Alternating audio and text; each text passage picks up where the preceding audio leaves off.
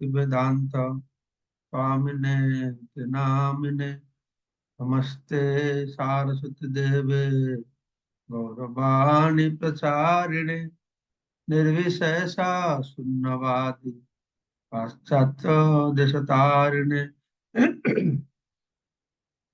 वंशाकल्पतरुभश्च कृपा सिन्धुभैव च पतितानां पावनेभ्यो वैष्णवेभ्यो नमो नमः। आजानुलंबितभुजौ कनकावदातौ सङ्केतनैकपितरौ कमलायताक्षौ विश्वम्भरौ द्विजवरौ जुगधर्मपालौ वन्दे जगत्प्रियकरौ करुणावतारौ चिराददत निजगुप्तवीतं स्वप्रेम नामामृतमत्तुतारम् आपामरजविततारम् गौरकृष्णजनभ्यो तमहं प्रपद्ये आनन्दलीलामय विग्रहाय हेमावतिभ्य छविसुन्दराय तस्मै महाप्रेम रस प्रदाय चैतन्य चंद्राय नमो नमस्ते नमो नमस्ते नमो नमस्ते।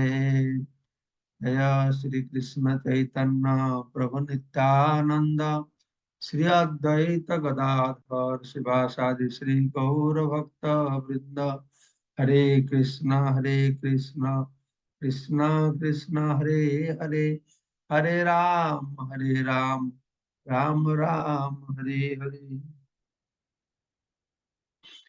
मुखम करोति वाचालं पंगुलं हयति गिरिं यत्कृपातमहं वन्दे परमानंद माधवम श्री गुरु दिनतारिणम श्री चैतन्य ईश्वरम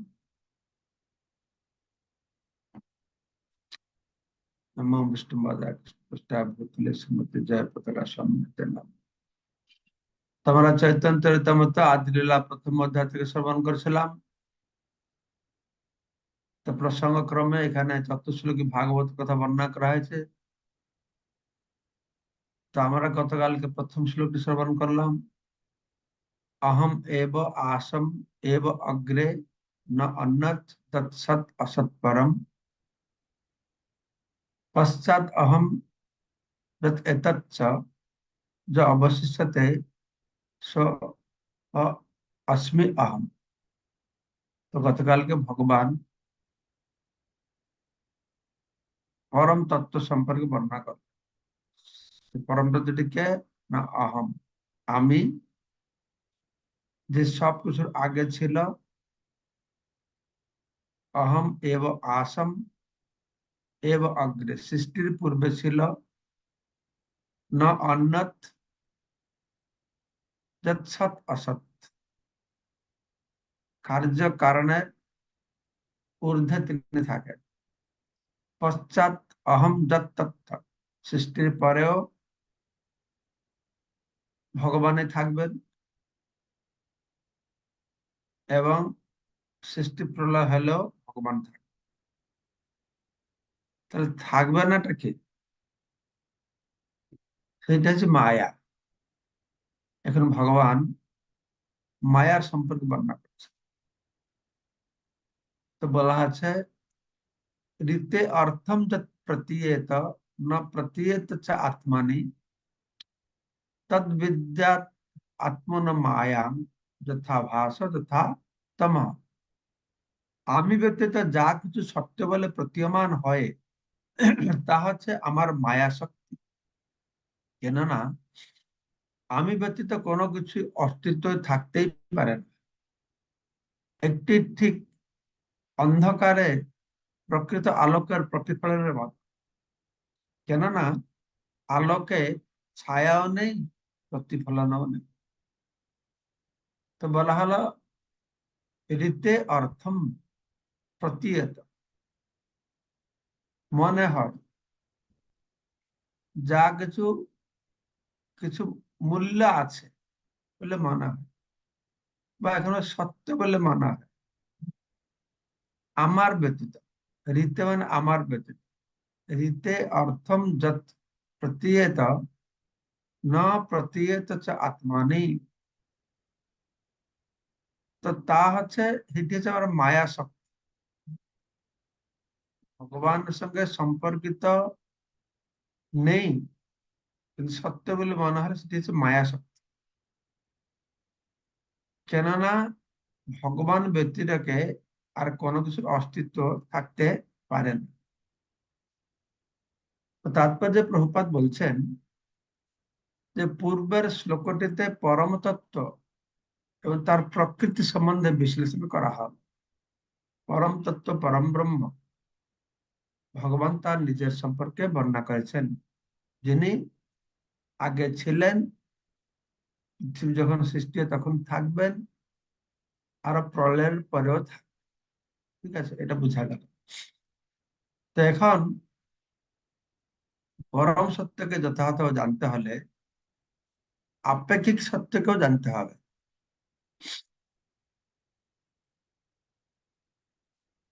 তো আপেক্ষিক সত্য কি? পরম সত্য আপেক্ষিক সত্য। ইংরেজিতে অ্যাবসলিউট ট্রুথ, অ্যাবসলিউট এটা রিলেটিভ। পরম সত্য সেই বস্তু যে কারোর উপর নির্ভর করে না, স্বয়ং প্রতিষ্ঠিত। আপেক্ষিক মানে নিজের অস্তিত্ব নেই, নিজের সত্তাকে প্রকাশ করতে হলে অন্যের উপর নির্ভর করে, বলে আপেক্ষিক। হুম। তো বলা হচ্ছে পরম সত্যকে যদি জানতে হয় তাহলে আপেক্ষিক সত্যকেও জানতে হবে। দুটো জানতে হবে। আলোককে জানতে হলে অন্ধকারকেও জানতে হবে। সেই রকম পরম ব্রহ্ম পরম সত্যকে জানতে হলে আমাদের আপেক্ষিক সত্যকে মায়াকেও জানতে হবে। যদি ভগবান সম্পর্কে ভগবান লীলা আমরা শুনতে চাই, অসুরকে লীলাকে বাদ দিয়ে ভগবান লীলা হবে? রাবণকে বাদ দিয়ে রামের লীলা হবে? হিরণ্যকশিপুকে বাদ দিলে ভগবান বিষ্ণুর কোন লীলা আছে? দুটোই থাকতে হবে। ঠিক সেই রকম পরম সত্যকে জানতে হলে এই আপেক্ষিক সত্যকে জানতে হবে। এই আপেক্ষিক সত্যটা কি আমরা আলোচনা করব। প্রভুপাদের তাৎপর্য বর্ণনা করেছেন। তা আপেক্ষিক সত্য হচ্ছে যা যাকে মায়া বা জড় প্রকৃতি বলা হচ্ছে। তো ভগবান আছেন পরম সত্য, মায়া হচ্ছে আপেক্ষিক সত্য। সেটা এখানে বিশ্লেষণ করা হয় এই শ্লোকে। পূর্ব শ্লোকে পরম সত্য তার প্রকৃতির সম্পর্কে বর্ণনা করা হলো চতুর্শ্লোকের প্রথম শ্লোকে, চতুর্শ্লোকী ভাগবতের দ্বিতীয় শ্লোকে। তো আপেক্ষিক সত্য জড়া প্রকৃতি মায়া তার কথা বিশ্লেষণ করা হয়েছে। মায়ার কোনো স্বতন্ত্র অস্তিত্ব নেই। যে ছায়া, অন্ধকারের অস্তিত্ব নেই, সে আলোকের উপর নির্ভর করে। ঠিক সেই রকম একটা যারা অল্প বুদ্ধি সম্পন্ন তারাই মায়ার আশ্চর্যজনক কার্যকলাপের দ্বারা মোহিত। এই ভৌতিক জগতের বৈচিত্র্য দেখে তারা মনে করে এই প্রকৃতি কত বৈচিত্র্যময়, মায়া। কিন্তু এর পিছনে যে কি আছে সেটাকে মানুষ বুঝতে পারে না। তারা বুঝতে পারে না যে এই সমস্ত কার্যকলাপের পিছনে রয়েছে পরমেশ্বর ভগবানের নির্দেশনা। ভগবান গীতায় বলছেন ময়াধ্যক্ষণ প্রকৃতি সুয়েতে সচরাচরম। জড়া প্রকৃতি পরমেশ্বর ভগবান শ্রীকৃষ্ণের অধ্যক্ষতায় কার্যকারী হচ্ছে। স্থাবর ও জঙ্গম বস্তু সমূহ সৃষ্টি করছে। জড়া প্রকৃতি এমনি কিছু করতে পারে না।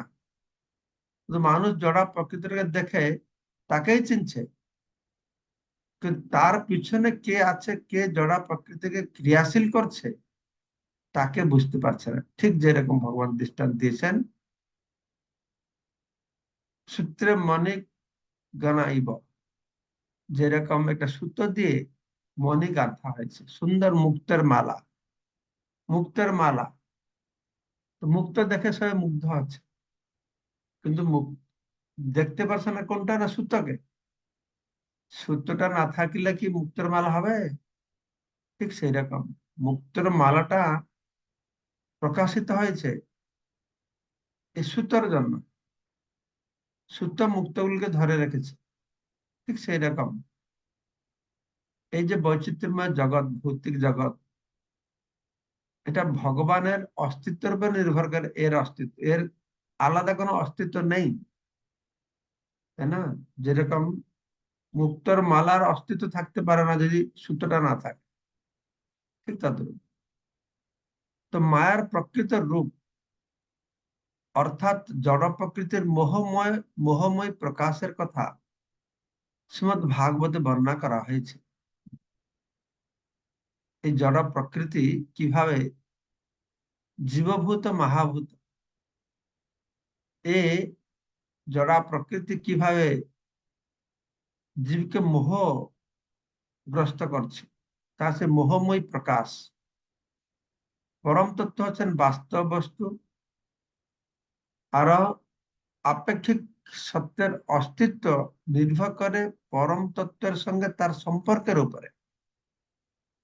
পরম সত্যই বাস্তব। ভাগবত বলা আছে বেদ্যং বাস্তবম অত্র বস্তু শিবদম তাপত্র উন্মূলনম। বেদ্যম জানতে হবে কাকে না, বাস্তব বস্তুকে জানতে হবে। বেদ্যম বাস্তব অত্র শিবদম, সে মঙ্গলময়, যে তাপ ক্লেশ থেকে মুক্তি লাভ করবে। সে বাস্তব বস্তু কে? এই পরম তত্ত্ব ভগবান। তো আপেক্ষিক সত্যের অস্তিত্বটা এই পরম তত্ত্বের সঙ্গে তার সম্পর্কের উপর নির্ভর করে। ঠিক আছে? অন্ধকার ছায়া থাকতে পারে না, তার নিজস্ব অস্তিত্ব নেই, তার নির্ভর করছে আলোকের উপর, তাই না? তো এই যে মায়া, মায়ার উপর আমি একটা বই লিখেছি, ইংরেজিতে আছে, বাংলা অনুবাদ হয় না মনে হয়। হ্যাঁ, মায়া, সে বইয়ের নাম হচ্ছে মায়া। তো মায়ার বিভিন্ন শব্দের অর্থ আমরা তো মায়া মানে জানি মোহ, মায়া, সংসার, মোহ মায়ার সংসার, এইটুকু জানি। মায়া মানে জ্ঞান, মায়া মানে বুদ্ধি, মায়া মানে মমতা। মায়ের অনেক অর্থ আছে। তো সামগ্রিক ভাবে দেখলে মায়া মানে শক্তি। জীবমায়া, গুণমায়া, মহামায়া, যোগমায়া, এই হচ্ছে শক্তি। তো মায়ের অর্থ হচ্ছে শক্তি। তাই আপেক্ষিক সত্যকে পরম তত্ত্বের শক্তি বলে বর্ণনা করা হচ্ছে। এই আপেক্ষিক সত্য যে মায়া, একটা ভগবানের শক্তি। হুম। যেহেতু পরম শক্তি, যদি শক্তি হয়, তা শক্তি মানে তো শক্তি থাকবে, তাই না? সূর্য থাকলে সূর্য কিরণ থাকবে। আর সূর্য যেরকম আলোকের কারণ, সূর্য অন্ধকারেরও কারণ, দুটোরই কারণ। তো যেহেতু পরম তত্ত্ব ও আপেক্ষিক সত্যের পার্থক্য হৃদয়ঙ্গম করা অত্যন্ত কঠিন, তা সরলভাবে বিশ্লেষণ করার জন্য এটি দৃষ্টান্ত দেওয়া যেতে পারে। এটি দৃষ্টান্ত দেওয়া হচ্ছে পরম তত্ত্ব আর আপেক্ষিক সত্য, এই দুটোর মধ্যে কি করে আমরা বুঝবো। হ্যাঁ, এটা বুঝার জন্য শুধু বলা হচ্ছে। তো পরম তত্ত্বকে সূর্যের সঙ্গে তুলনা করা হয়েছে। এই সূর্যের উপরে নির্ভর করে দুটি আপেক্ষিক সত্য, সেটা হচ্ছে অন্ধকার আর প্রতিফলন। অন্ধকার নির্ভর করে সূর্যের উপরে, আর প্রতিফলনটা নির্ভর করে সূর্যের উপরে। সূর্য থাকলে না কার প্রতিফলন হবে? সূর্য না থাকলে তো অন্ধকার হবে। সেজন্য এরা কানেক্টেড, সম্পর্কিত। তো সূর্য হচ্ছে পরম তত্ত্বের সঙ্গে তুলনা করা হয়েছে, আর অন্ধকার প্রতিফলনকে আপেক্ষিক সত্যের সঙ্গে তুলনা করা হয়েছে। তো অন্ধকারটা কি? অন্ধকার হচ্ছে সূর্য আলোকের অনুপস্থিতি, তাকে বলে অন্ধকার। আর প্রতিফলন হচ্ছে অন্ধকারের মধ্যে সূর্য আলোকের প্রকাশ, তাকে বলে প্রতিফলন। অন্ধকার অথবা প্রতিফলন, এই দুয়ের কোনো স্বতন্ত্র অস্তিত্ব নেই। এটা নির্ভর করছে সূর্যের উপরে। ঠিক সেই রকম মায়ার কোনো আলাদা অস্তিত্ব নেই। এটা নির্ভর করছে পরম ব্রহ্ম পরম তত্ত্ব ভগবান কৃষ্ণের উপরে। কৃষ্ণ সূর্য সম মায়া হয় অন্ধকার, যাহা কৃষ্ণ তাহা নাহি মায়ার অধিকার। সূর্যের আলোক যখন প্রতিহত হয় তখন অন্ধকারের সৃষ্টি হয়, তাই না? সূর্য আলোককে যদি কোনো কিছু রেখে আটকে দেওয়া হবে তখন যেটা অন্ধকার হবে। সূর্য উদয় হলো, আবার সূর্য পৃথিবীর অন্যদিকে চলে আছে, পৃথিবীটা সূর্য আলোক আমার যে অন্তরায় সৃষ্টি করছে, তখন সেটাকে আমি মনে করছি অন্ধকার। তো এইভাবে সূর্যের অনুপস্থিতি হচ্ছে অন্ধকার। যেমন কেউ যখন সূর্যের দিকে মুখ করে দাঁড়ায়, অন্ধকার থাকে তার পশ্চাৎ ভাগে, যেহেতু সূর্যের অনুপস্থিতিতে অন্ধকারে উদয় হয়, তাই না? তাই তা সূর্যের উপর নির্ভরশীল, তাকে বলা হলো আপেক্ষিক সত্য। নিজের অস্তিত্বটা অন্যের উপর নির্ভর করছে, নিজের সত্তা অন্যের উপর নির্ভর করছে। সে অন্ধকার থাকতে পারে না যদি সূর্য না থাকে। তো চিৎ জগৎকে প্রকৃত সূর্য রশ্মির সঙ্গে তুলনা করা হয়েছে, আর জড় জগৎকে সূর্য আলোকবিহীন অন্ধকারের সঙ্গে তুলনা করা হয়েছে। ঠিক আছে? তো জড় জগৎকে যে খুব সুন্দর বলে মনে হয়, তার কারণ হচ্ছে তা সূর্য আলোকের মতো উজ্জ্বল পরম তত্ত্বের বিকৃত প্রতিফলন। এটা 15 অধ্যায়তে পুরুষোত্তম যোগে ভগবান স্বয়ং বর্ণনা করেছেন যে ভৌতিক জগৎটা হচ্ছে চিন্ময় জগতের একটা প্রতিফলন, বিকৃত প্রতিফলন। প্রতিফলন, বিকৃত প্রতিফলন। তো বেদান্ত সূত্র এই সত্যে প্রতিপন্ন হয়েছে। তো এখানে যা কিছু দেখা যায় এটা যে প্রতিফলন, কিন্তু এটা বাস্তব রূপ রয়েছে ভগবত ধামে। এখানে যা কিছু বাস্তব রূপে ভগবত ধাম বাস্তব রূপে সেখানেও হয়। অন্ধকার যেমন সূর্য থেকে বহু দূরে অবস্থিত, ঠিক সেই রকম এই জড় জগৎ চিৎ জগতের বহু দূরে অবস্থিত। মায়া ভগবান থেকে বহু দূরে থাকে। হম, ভৌতিক জগৎ আধ্যাত্মিক জগৎ থেকে বহু দূরে থাকে। তো বৈদিক শাস্ত্র আমাদের নির্দেশ প্রদান করছে আমরা যেন অন্ধকারাচ্ছন্ন রাজ্যের প্রতি আকৃষ্ট না হয়, পরম তত্ত্বের উজ্জ্বল ও জ্যোতির্ময় রাজে যোগী ধামে উন্নীত হয়। শাস্ত্রের এটাই কাজ। তমসমা জ্যোতির্গময়, অসতমা সদ্গময়। বৈদিক শাস্ত্রের জ্ঞান যখন জ্ঞানালোকের দ্বারা উদ্ভাসিত হবে, তখন কি হবে না, অজ্ঞান অন্ধকার দূরীভূত হবে। তো অন্ধকারাচ্ছন্ন হচ্ছে এই জড়জগৎটি হচ্ছে অন্ধকারাচ্ছন্ন, তম। তো শাস্ত্র জ্ঞানের দ্বারা আমরা কি হব না, সেই পরম তত্ত্বের উজ্জ্বল জ্যোতির্ময় ধামের প্রতি আমাদের আকর্ষণটা বাড়ে। তো সেই জ্ঞানের, আধ্যাত্মিক জ্ঞানের অভাব, তাই আমাদের সেই উজ্জ্বল জ্যোতির্ময় বৈকুণ্ঠ ধামের প্রতি আকর্ষণ নেই। আমাদের আকর্ষণ হচ্ছে তার বিকৃত প্রতিফলন স্বরূপ এই ভৌতিক জগতের প্রতি। সেজন্য জ্ঞানের দরকার। ঠিক আছে? তো চিৎ জগৎ উজ্জ্বল জ্যোতির দ্বারা উদ্ভাসিত। হুম, সেখানে সব সময় জ্যোতির্ময়, জ্যোতির দ্বারা সে উদ্ভাসিত। কিন্তু জড় জগৎটা সম্পূর্ণ অন্ধকার আছে। যেহেতু জড় জগৎ হচ্ছে অন্ধকারময়, তাই অন্ধকারকে দূরীভূত করবার জন্য আমাদের সূর্য রশ্মির দরকার, চন্দ্র কিরণের দরকার, ইলেকট্রিসিটি দরকার, হারকেন দরকার। এই প্রকার কৃত্রিম আলোকের প্রয়োজন হয়। তাই পরমেশ্বর ভগবান সূর্য রশ্মি বা চন্দ্র কিরণের ব্যবস্থা করেছেন এই ভৌতিক জগতের জন্য।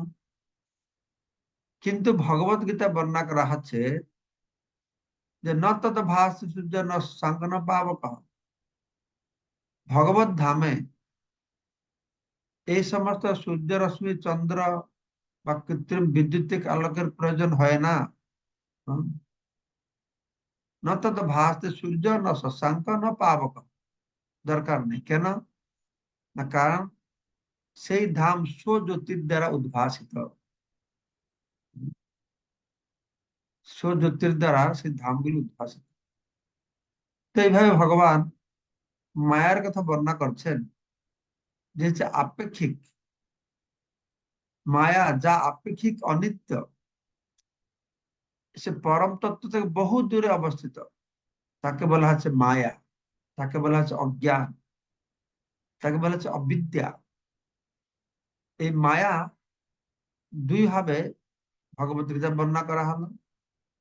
মায়া মানে কি? শক্তি।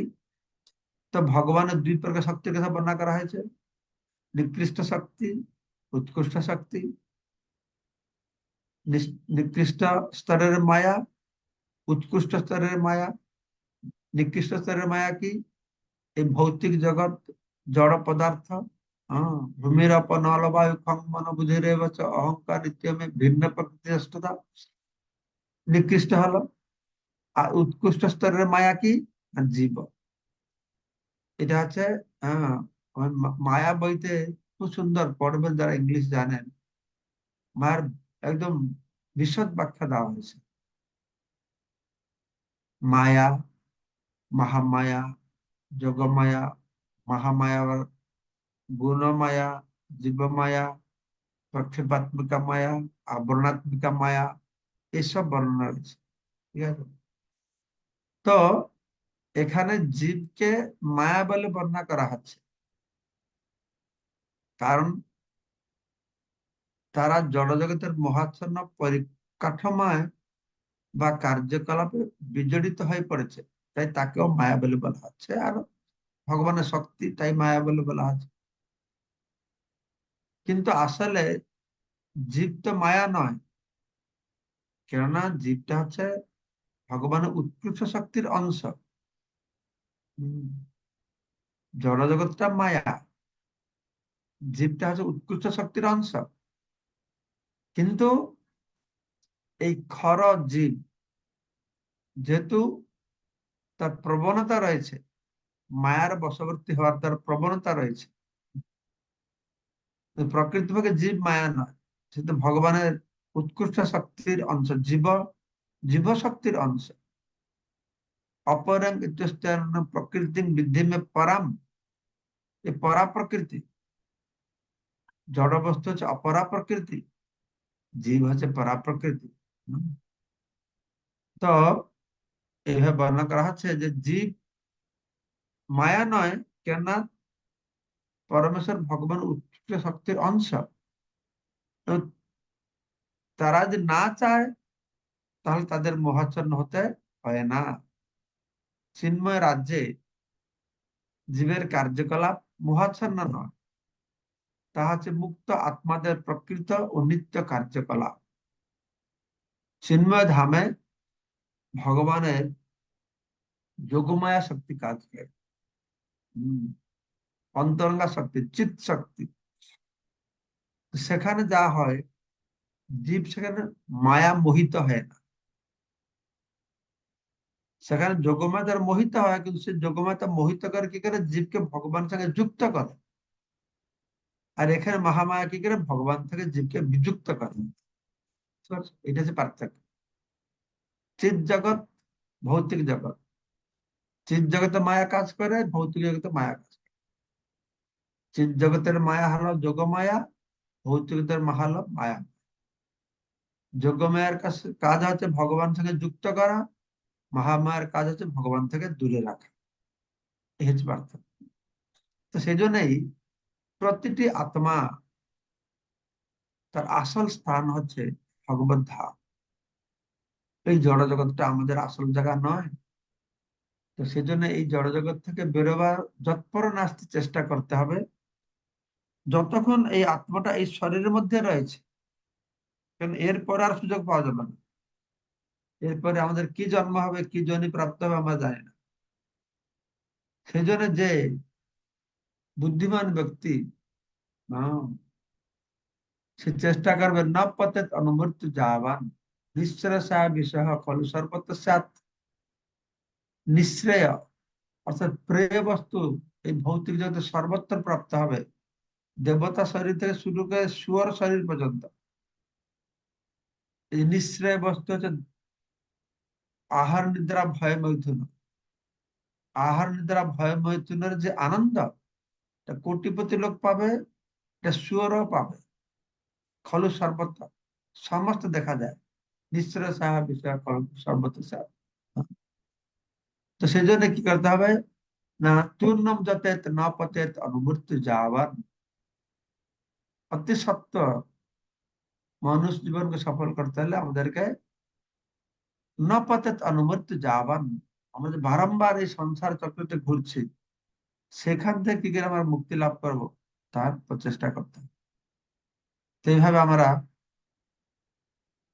এই শ্লোকটি, 2 নম্বর শ্লোকটি শ্রবণ করলাম চতুর্শ্লোক ভাগবতে, যেখানে ভগবান তার মায়া শক্তির কথা বর্ণনা করেছেন। প্রথম শ্লোকে পরতত্ত্বের কথা বর্ণনা করলেন, এখানে আপেক্ষিক তত্ত্বের কথা বর্ণনা করছে। ঠিক আছে, তো আপনাদের সবাইকে অশেষ ধন্যবাদ আজকের এই অনুষ্ঠানে, চৈতন্য চরিতামৃত অনুষ্ঠানে যোগদান করবার জন্য। তো এই যে তত্ত্বশ্লোকী ভাগবত, এর যদি আরো বিশদ ব্যাখ্যা আপনারা জানতে চান, তাহলে ভাগবতের এই চতুর্শ্লোকী ভাগবত আছে, সেটা থেকে আপনারা পড়বেন।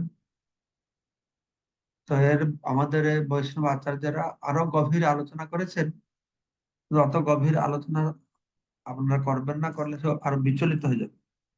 তো প্রভুপাদ যেভাবে সরল ভাবে বর্ণনা করেছেন, সেটুকুই বুঝতে চেষ্টা করুন। ঠিক আছে, ব্রজগোপী মাতাজি বলুন, কি বলছেন আপনি? হরে কৃষ্ণ, প্রণাম শ্রীচরণে। মহারাজ, আমার একটু জানার বিষয় ছিল যে ওই যোগমায়া চিৎ জগতে তার কাজ করে ভগবানের প্রতি আকৃষ্ট করার জন্য বা ভগবানের সেবা পরায়ণ করার জন্য, আর মহামায়া এই জগতে কাজ করছে জড় জগতের প্রতি আকৃষ্ট করার জন্য আমাদেরকে।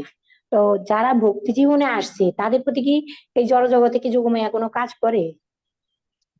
হ্যাঁ, এই জড় জগতে যখন ভগবান আসেন, ভগবানের সমস্ত কার্যকলাপ যোগমায়ার দ্বারাই হয়। আর ভক্তিটা যোগমায়া থেকেই হয়। ভক্তি যোগমায়ার যে আদিনী শক্তি, সঞ্জনী শক্তি, সমিত শক্তি আছে, তো ভক্তি একটা ওর অন্তর্ভুক্ত, ভগবত ভক্তি। হম, যোগমায়া সংস্পর্শ না হলে ভগবত ভক্তি হবে না। তাই আমরা যে ভক্তিমূলক সেবা করছি, ভগবানের জন্য রান্না করছি, ভগবানের কথা বলছি, ভগবানের মহিমা গান করছি, ভগবানকে ড্রেসিং করছি, এই সমস্ত কার্যকলাপগুলি যোগমায়ার দ্বারাই সংগঠিত হচ্ছে। ঠিক আছে, হরে কৃষ্ণ, প্রণাম শ্রীচরণে। বিদ্যুৎ প্রভু।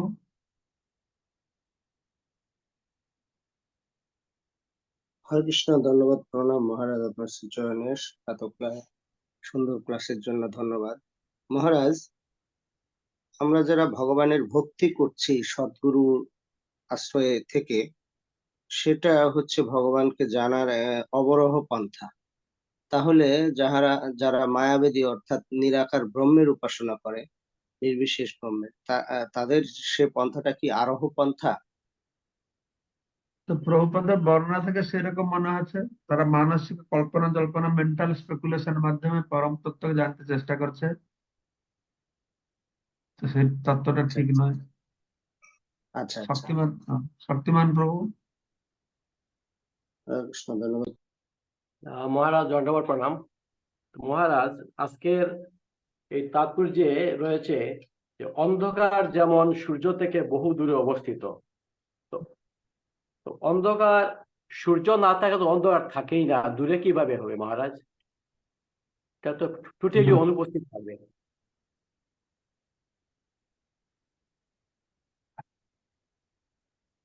জানি না কি উদ্দেশ্যে বলা হচ্ছে অন্ধকার মানে, বহু দূরে মানে কি?